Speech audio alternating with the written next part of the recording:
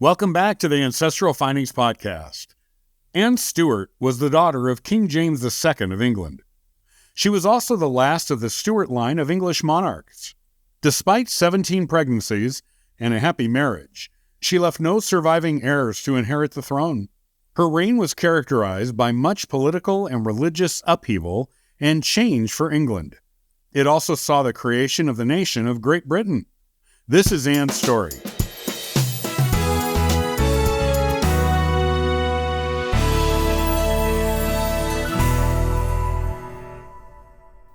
Anne Stuart was born in 1665, the daughter of James Stuart and Anne Hyde. The second surviving of 8 children born to her parents, Anne was a princess from birth. Her father's older brother, Charles, was King of England, and he had no legitimate heirs, though he had many illegitimate heirs that he acknowledged, some of whom he wasn't even sure were his. She and her older sister, Mary, were raised in their own household, apart from their parents, who only visited them occasionally. At the command of the king, Anne and Mary were raised as Protestants, even though her parents were Catholic. When Anne was 18 years old, she was married to Prince George of Denmark. A younger son of the King of Denmark, George's older brother had already inherited the throne at the time of the wedding. With no exception of becoming King of Denmark, and no ambition to, George was only too happy to move to England to live with Anne, rather than following the custom of bringing her to Denmark to live with him.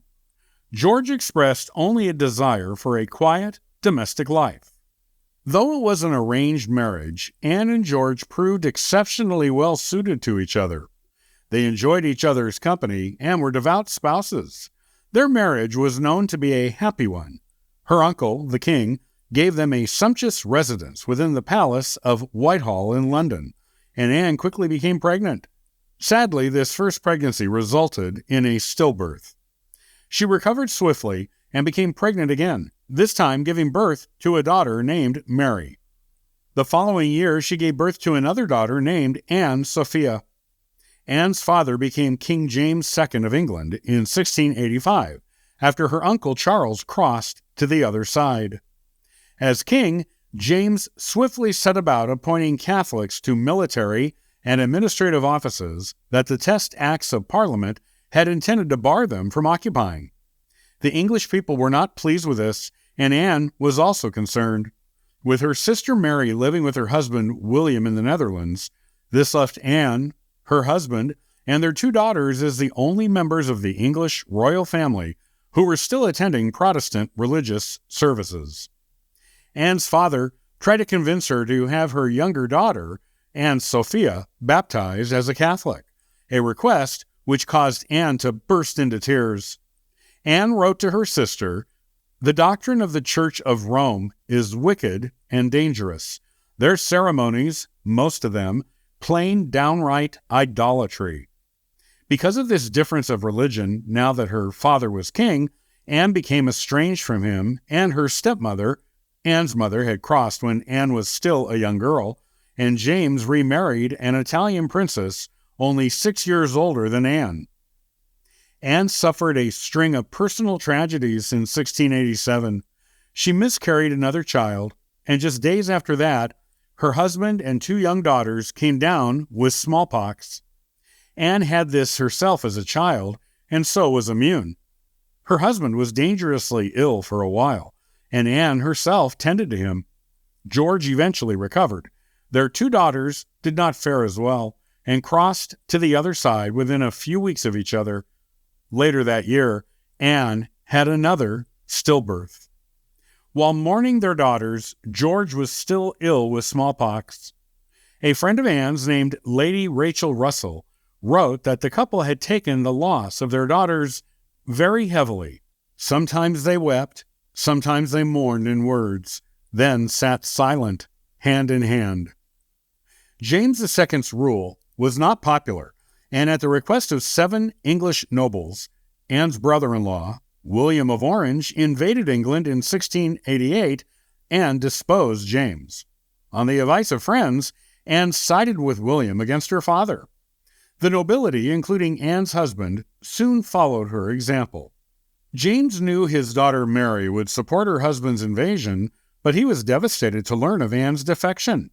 An unknown eyewitness to this wrote that upon learning of Anne's desertion of him, James said, "God help me. Even my children have forsaken me."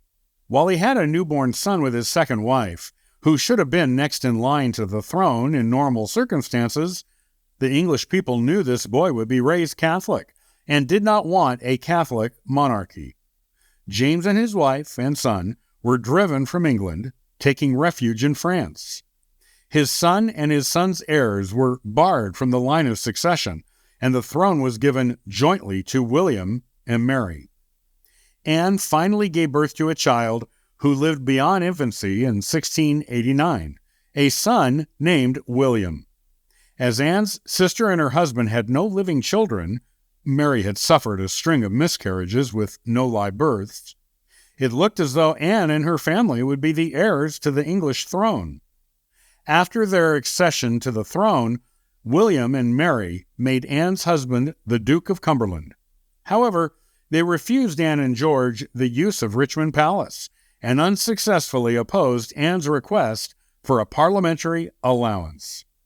William and Mary were concerned that if Anne were financially independent of them, that they wouldn't have as much influence over her and that she might put together a rival political faction that would threaten their joint crown. The once close sisters became estranged because of this.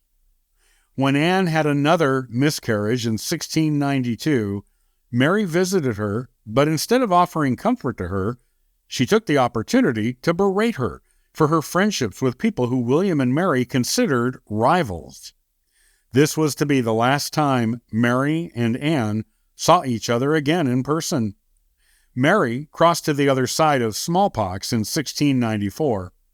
William crossed a few years after, in 1702, after contracting pneumonia from prolonged bed rest after breaking a collarbone in a fall from his horse. Anne was now Queen of England. It was a bittersweet ascension to the throne. Anne's last pregnancy had ended in a stillbirth in 1700. The same year, her 11-year-old son, the only one of her children to survive infancy, crossed to the other side of unclear causes. His health had always been precarious. After 17 pregnancies, she was a queen with no heirs. Still, she had George, her husband, and the support of the English people. She even spoke of her pure Englishness at her first speech to Parliament as queen, pointing out how she never lived anywhere except England, and that this was a prime reason why they could be certain she would always put England's interests above any other nation's. Anne was a popular queen, taking a keen interest in affairs of state.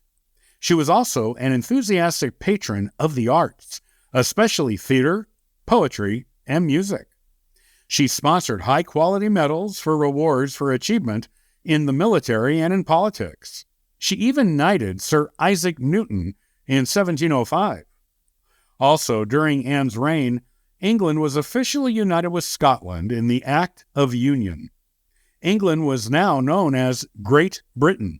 This was done to make the succession simpler, as Scotland had, until then, a separate throne and could have theoretically appointed a different monarch than the distant Protestant cousin who would be Anne's heir apparent. After her pregnancies ended, Anne suffered with gout, becoming increasingly unable to walk due to the pain it caused her. She was carried in a chair most places she went, or used a chariot that had a seated platform for her. This chariot she drove herself and enjoyed it. Her now mostly sedentary lifestyle led to her becoming obese in her later life. The loss of her husband in 1708 further affected her delicate health at the time. In 1714, Anne suffered a stroke and was unable to speak afterward. She crossed to the other side a couple of days after that, on August 1st, 1714. John Arbuthnot, who was one of her doctors at the time of her crossing, believed her crossing to be a great release and relief from her, freeing her from decades of poor health and personal tragedies. She was buried beside her husband and many of her children in the Henry VII Chapel on the south aisle of Westminster Abbey. The Act of Succession that had been established during William and Mary's reign meant that no Catholic could inherit the throne of England. Though there were upwards of 50 close relatives of Mary and Anne who were technically closer in line to the throne than the chosen heir, all were Catholic, and none would renounce their faith for the Protestant one in order to inherit the throne. Thus it came to be that the throne of England was inherited by George, Elector of Hanover, who became George I of England.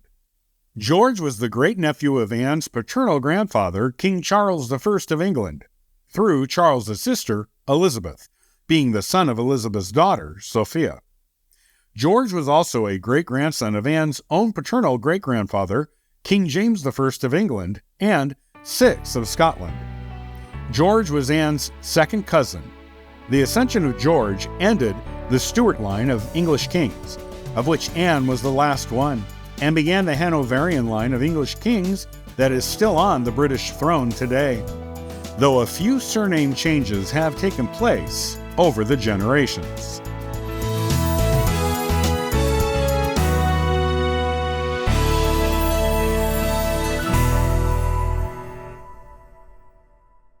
Many thanks for listening and following the Ancestral Findings podcast.